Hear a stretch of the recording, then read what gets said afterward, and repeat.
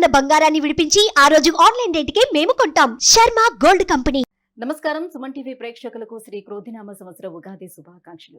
ఈ క్రోధినామ సంవత్సరం ద్వాదశ రాశుల వారికి ఏ రకంగా ఉండబోతుంది, ఈ ద్వాదశ రాశులలో నవనాయకులు ఎలా ఉన్నారు, ఎటువంటి ఫలితాలను ఇస్తున్నారు, వాటి ప్రభావం మనపై ఏ రకంగా ఉండబోతుంది, ఎటువంటి పరిహారాలను పాటించుకోవాలి, ఈ అంశాలను తెలియజేసేందుకు మనతో పాటు ఉన్నారు ప్రముఖ జ్యోతిష్య పండితులు బ్రహ్మశ్రీ నందిపట్ల శ్రీహరి శర్మ గారు. గురుగారు నమస్కారం. వాగర్థావివ సంపృక్తౌ వాగర్థ ప్రతిపత్తయే జగతః పితరౌ వందే పార్వతీ పరమేశ్వరౌ సదాశివసమారంభాం శంకరాచార్య మధ్యమాం అస్మదాచార్య పర్యంతం వందే గురు పరంపరాం. ఆదిత్యాయ చ సోమాయ మంగళాయ బుధాయ చ గురు శుక్ర శనిభ్యశ్చ రాహవే కేతవే నమః. గురుగారు, ధనుసు రాశి వారికి క్రోధినామ సంవత్సరం అంతా ఏ రకంగా ఉండబోతుంది? వాళ్ళకి ద్వాదశ రాశుల్లో ఉన్నటువంటి ఈ ధనుసు రాశి వారికి నవగ్రహాలు ఏ రకంగా అనుకూలిస్తున్నాయి, ఏ గ్రహాలు ప్రతికూలిస్తున్నాయి?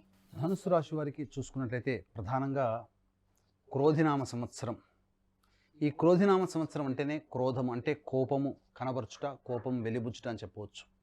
గడిచినటువంటి శ్రీ శోభకృతనామ సంవత్సరం, శ్రీ శుభకృతనామ సంవత్సరం ఇవన్నీ కూడా ఇక్కట్ల నుంచి బయటపడడానికి మనకు అనుకూలంగా ఈ సంవత్సరాలు ఉంటే, ఈ క్రోధినామ సంవత్సరానికి పాపగ్రహాల యొక్క ప్రభావం వలన ప్రజలు కొంత ఇబ్బందులకు గురయ్యేటువంటి అవకాశాలు ఉంటాయని చెప్పవచ్చు. ఎందుకనంటే ఈ క్రోధినామ సంవత్సరానికి రాజు కుజుడు, మంత్రి శని. సహజంగా రెండు పాపగ్రహాలు, రెండు శత్రుగ్రహాలు కుజ శనులు. ఇవి కుజ శని గ్రహాలు ఒక రాశిలో, ఒకే రాశిలో సంచారం జరుగుతుంటే యుద్ధ వాతావరణం నెలకొంటుంది అని చెప్పి మనకు శాస్త్రం చెప్పబడి ఉంటుంది.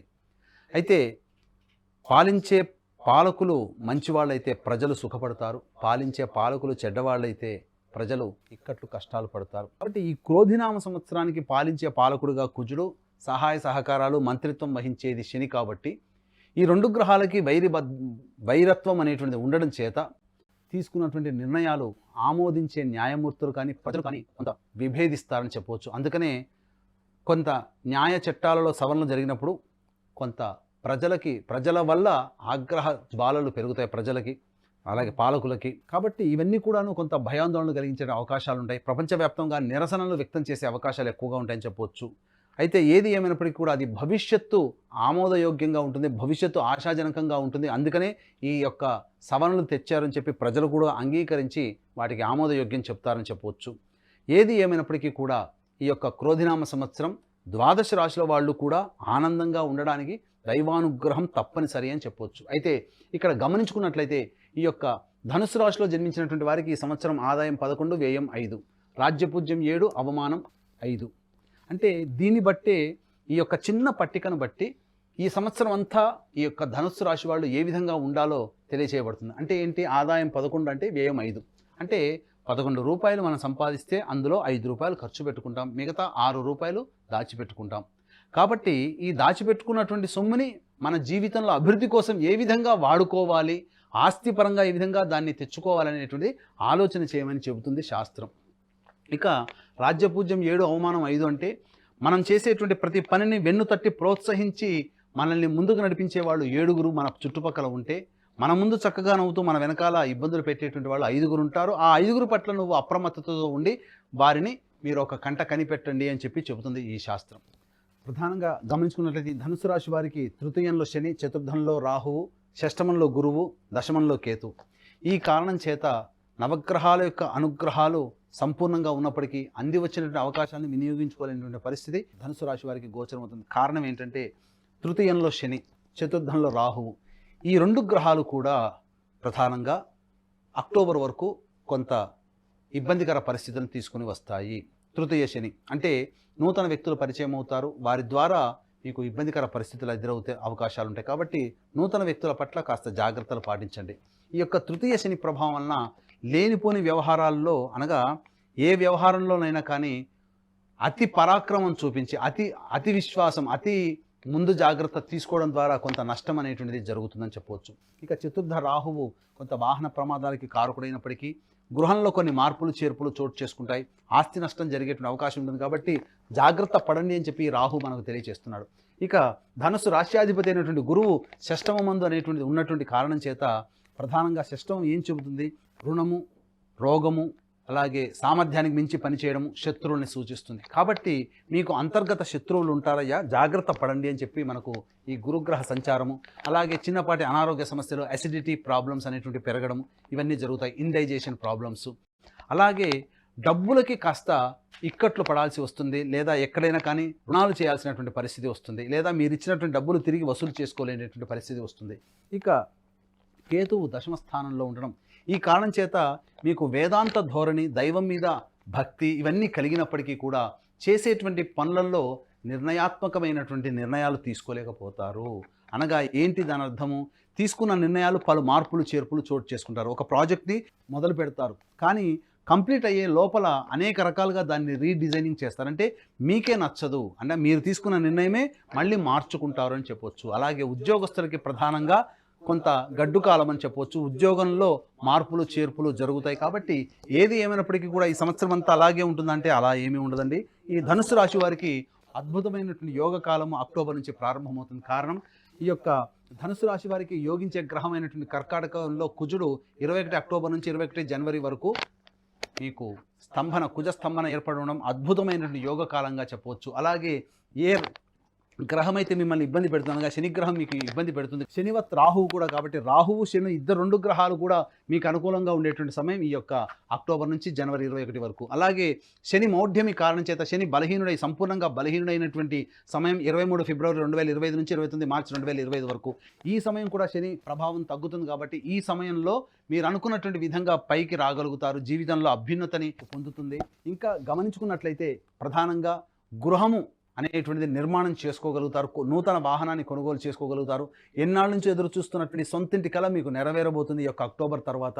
ఈ యొక్క ధనుసు రాశిలో జన్మించినటువంటి రైతులకి ప్రథమార్థం కంటే కూడా ద్వితీయార్థం అనగా అక్టోబర్ తర్వాత వేసేటువంటి పంటల్లో మీకు అధిక దిగుబడి ఉంటుంది. కాబట్టి ఈ యొక్క అక్టోబర్ లోపల మీరు కమర్షియల్ పంటలు వేసుకున్నట్లయితే మీకు కొంత నష్ట నివారణ జరిగే అవకాశం ఉంటుందని చెప్పవచ్చు. ఇక ఈ యొక్క ధనుసు రాశిలో జన్మించినటువంటి వ్యాపారస్తులు అనగా రిటైల్ రంగంలో ఉన్నటువంటి వాళ్ళు, హోల్సేల్ రంగంలో ఉన్నటువంటి వారు, మరియు బంగారం వెండి వ్యాపారస్తులు, కళాశాలలు నడిపే విద్యా సంస్థలు నడిపేవారు, అలాగే బోర్డింగ్ అండ్ లాడ్జింగ్ రెస్టారెంట్లో పనిచేసేటువంటి వాళ్ళు, ఎఫ్ఎంసీజీ రంగంలో ఉన్నటువంటి వారికి ఆనందదాయకమైనటువంటి యోగదాయకంగా మీకు అభివృద్ధి ఉంటుందని చెప్పవచ్చు. అలాగే రియల్ ఎస్టేట్ రంగంలో ఉన్నటువంటి వారికి కూడా ఆశాజనకంగా ఉంటుంది. అయితే నూతన ప్రాజెక్టులన్నీ కూడా అక్టోబర్ తర్వాత మీరు ప్రారంభించుకున్నట్లయితే ఇంకా మీరు ఎక్కువ లాభాలకు మీరు పొందుతారని చెప్పవచ్చు. అయితే ఇక్కడ ప్రధానంగా విద్యార్థులకి ఈ సంవత్సరం కాస్త గడ్డు కాలం అని చెప్పవచ్చు. అయినప్పటికీ దైవానుగ్రహం ముందరతో మీరు ఆ యొక్క గడ్డు కాలాన్ని మీరు దాటేయవచ్చు. కాబట్టి ఏదైనా ఒక ప్రణాళికాబద్ధంగా రూపొందించుకొని విద్యార్థులు కూడా మీకు సంబంధించినటువంటి మీ విద్యా వ్యవస్థలో ఉన్నట్లయితే మంచి జరుగుతుంది. విదేశీ యానము, విదేశీ విద్యకు సంబంధించి చేయు ప్రయత్నాలన్నీ కూడా అక్టోబర్ నుంచి తర్వాత వచ్చే సెగ్మెంట్లో మీకు అనుకూలమైనటువంటి వాతావరణం ఉంటుందని చెప్పవచ్చు. అయితే ఈ ధనుసు రాశిలో జన్మించినటువంటి కళారంగంలో జన్మించినటువంటి అనగా టీవీ రంగము, సినిమా రంగము, ఎలక్ట్రానిక్ అండ్ ప్రింటింగ్ మీడియా రంగంలో ఉన్నటువంటి వ్యక్తులకి ఆశాజనకంగా ఉంటుంది. అయితే ధనము సకాలంలో సమకూరకపోవడం, తద్వారా ఒప్పుకున్నటువంటి ప్రాజెక్టులు కొన్ని సకాలంలో పూర్తి కాలేకపోవడం, కొంత ఇబ్బందికర పరిస్థితులు అనేటువంటి ఉంటాయని చెప్పవచ్చు. ఈ రంగంలో అనగా ఈ యొక్క రాశిలో జన్మించినటువంటి కేంద్ర రాష్ట్ర ప్రభుత్వాలకు సంబంధించినటువంటి ఉద్యోగస్తులకి ఆశించిన మేర బదిలీలు జరగకపోవడము, అలాగే ఇంక్రిమెంట్స్ అనేటువంటి ఆగిపోవడం అనేటువంటి జరుగుతుంది. ఉద్యోగస్తులకైతే నూతన ఉద్యోగ ప్రయత్నానికి ఎక్కువగా కష్టపడితే తప్ప ఉద్యోగం రాలేనటువంటి పరిస్థితి.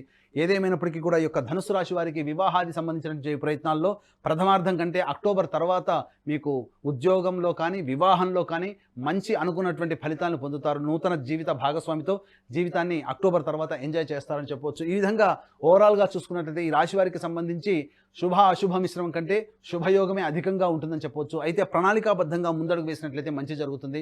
ప్రతి మనిషికి కూడా నవగ్రహాల యొక్క అనుగ్రహం కావాలి. ఈ ధనుసు రాశి వారికి కూడా గ్రహాల యొక్క అనుగ్రహం సంపూర్ణంగా లేని కారణం చేత ఈ సంవత్సరం జూన్ నెల మరియు వచ్చే సంవత్సరం జనవరి నెలలో తమిళనాడు కుంభకోణానికి దగ్గరలో ఉన్నటువంటి నవగ్రహాల టెంపుల్స్లో ఒక్కొక్క గ్రహానికి అభిషేకము, ఒక్కొక్క గ్రహంలో ఆ యొక్క గ్రహానికి హోమాది కార్యక్రమాలు, వివాహం కావాల్సినటువంటి అబ్బాయిలకి అమ్మాయిలకి మరియు అనారోగ్య సమస్యలకి, జటిలమైనటువంటి సమస్యల పరిష్కారానికి, శని దోష నివారణకి సంబంధించినటువంటి హోమాది కార్యక్రమాలు జరిపించబడుతున్నాయి. కాబట్టి కార్యక్రమం తదనంతరం కాంటాక్ట్ చేసి మీ గోత్రనామాలు నమోదు చేసుకోవచ్చు. అలాగే తండ్రి వైపు 7 తరాలు, తల్లి వైపు 4 తరాల్లో ఏమైనా దుర్మరణాలు అనగా road accident, fire accident, suicide attempt, నదిలో బావిలో పడి చనిపోవడం, ఇంట్లోంచి వెళ్ళిపోవడం, లివర్ ఫెయిల్ అయ్యి, కిడ్నీ ఫెయిల్ అయ్యి, క్యాన్సర్తో చనిపోవడం, పెళ్లి కాకుండా చనిపోవడం, 60 సంవత్సరాల లోపల ఏ విధంగా చనిపోయినా, అలాగే సంబంధించి కులాంతర మతాంతర వివాహాలు జరిగిన, అలాగే వివాహాలు కాకుండా, దాంపత్యం సరిగ్గా లేకున్నా, సంతానం కలగకున్నా, ఇవన్నీ పితృదోషాలు. కాబట్టి ఈ పితృదోష నివారణకి మా పీఠం ఆధ్వర్యంలో ప్రతి నెల పితృదోష నివారణ పూజలు, హోమాలు అనేటువంటివి జరిపించడం జరుగుతుంది. కాబట్టి అవకాశం ఉన్న వాళ్ళు ఈ యొక్క కార్యక్రమం తదనంతరం కాంటాక్ట్ చేసి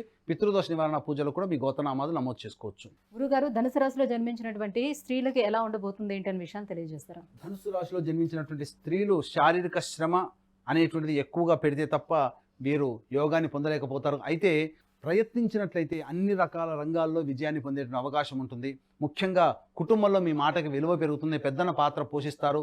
మీ యొక్క కుటుంబ సభ్యులు, మీ యొక్క బంధుమిత్రులు, స్నేహితులు మిమ్మల్ని ప్రేమగా పలకరించేటువంటి సంఘటనలు జరగడం, తద్వారా కొంత యోగకరమైనటువంటి జీవితాన్ని పొందుతారని చెప్పవచ్చు. అలాగే కుటుంబానికి సంబంధించి గృహోపకరణాలు కొత్తవి తీసుకోవడము, అలాగే మీ యొక్క పేరు మీద నూతన వాహనము, నూతన గృహం కొనుగోలు చేయడం అనేటువంటిది జరుగుతుంది. అయితే ఉద్యోగస్తులు కాస్త జాగ్రత్తలు పాటించాల్సినటువంటి పరిస్థితి, ముఖ్యంగా అధికారుల యొక్క వేధింపులు ఎక్కువగా ఉండడం, తద్వారా మానసికమైనటువంటి ప్రశాంతత కోల్పోయి ఉద్యోగాన్ని విడనాడాల్సినటువంటి పరిస్థితి స్త్రీలకు కలుగుతుంది. కాబట్టి జాగ్రత్తలు పాటించాలి. వివాహం కావాల్సినటువంటి అమ్మాయిలకి అక్టోబర్ తర్వాత వివాహం జరగడం, అలాగే సంతానాన్ని కోరేటువంటి వాళ్ళకి సత్సంతానం అక్టోబర్ తర్వాత కలిగేటువంటి అవకాశం ఉంది. కాబట్టి చక్కగా దీని యొక్క సంబంధించినటువంటి విషయాన్ని దృష్టిలో పెట్టుకొని ప్రణాళికాబద్ధంగా మీరు రూపొందించుకున్నట్లయితే తప్పకుండా ఈ యొక్క రాశిలో జన్మించినటువంటి స్త్రీలు అభివృద్ధి బాటలో ఉంటారని చెప్పవచ్చు. గురుగారు ఇంకా ఎటువంటి పరిహారాలను పాటించుకుంటే వీళ్ళు బాగుంటుంది? ఈ యొక్క ధనుసు రాశికి సంబంధించినటువంటి వారు దైవబలం తక్కువగా ఉన్నటువంటి కారణం చేత గురువారం నాడు దత్తాత్రేయ చరిత్ర పారాయణం ప్రారంభించి బుధవారానికి ఒక పారాయణం సమాప్తం చేయండి. ఆ విధంగా ఒక 7 పారాయణాలు చేయండి. తప్పకుండా మీ యొక్క సమస్య పరిష్కారం అవుతుంది. అలాగే ప్రతిరోజు కూడా దత్తస్తవము, కాలభైరవాష్టకం రోజుకు 3 సార్లు పారాయణం చేసుకున్నట్లయితే ఈ యొక్క ధనుసు రాశి వారికి వచ్చేటువంటి ఇబ్బందులని తొలగిపోవచ్చు. ధనుసు రాశి వారికి అదృష్ట సంఖ్య 1, 3, అదృష్ట వారము మంగళవారము మరియు ఆదివారం అని చెప్పవచ్చు. గురుగారు, ఈ ధనుసు రాశి వారికి ఈ క్రోధినామ సంవత్సరంలో స్త్రీ పురుషులు ఇరువురికి కూడా ఏ రకంగా ఉండబోతుంది, ఎటువంటి పరిహారాలు పాటించుకోవాలనే అంశాన్ని తెలియజేసినందుకు ధన్యవాదాలు. సర్వం శ్రీ ఉమామహేశ్వర పరబ్రహ్మార్పణమస్తు.